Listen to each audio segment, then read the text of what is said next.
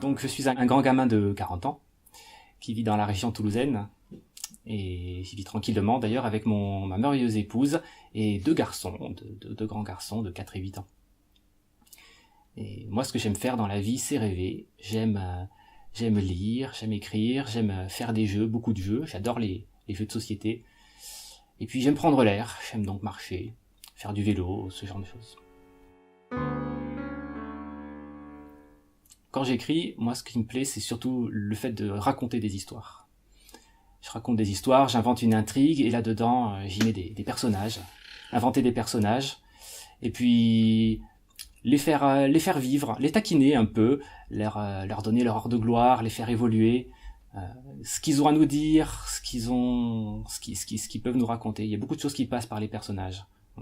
Je m'intéresse beaucoup aussi aux ficelles du genre, comment l'histoire s'articule, comment on peut faire rebondir les événements, les uns entre les autres.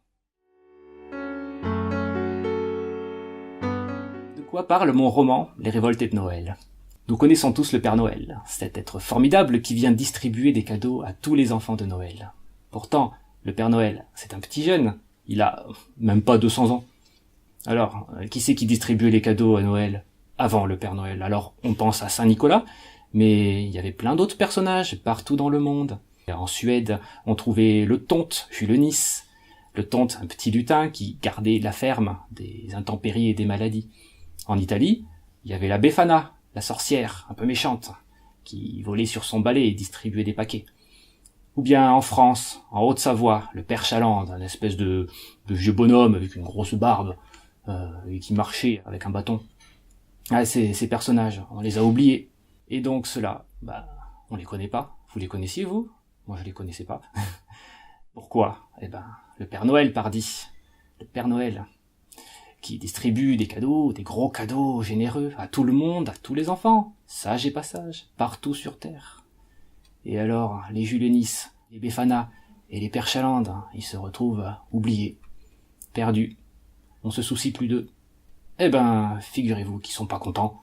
Ils sont pas contents qu'on les oublie, alors, ils décident de prendre leur bâton de marche et d'aller demander des comptes au Père Noël. Les Révoltés de Noël racontent leur histoire. Le Père Chaland haussa le ton. N'ayons pas peur. Nous avons l'avantage du nombre, et nous saurons nous défendre.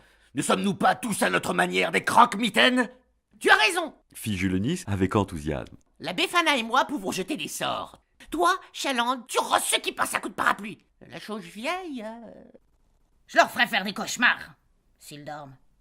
Jules Nice parcourut les troupes du regard.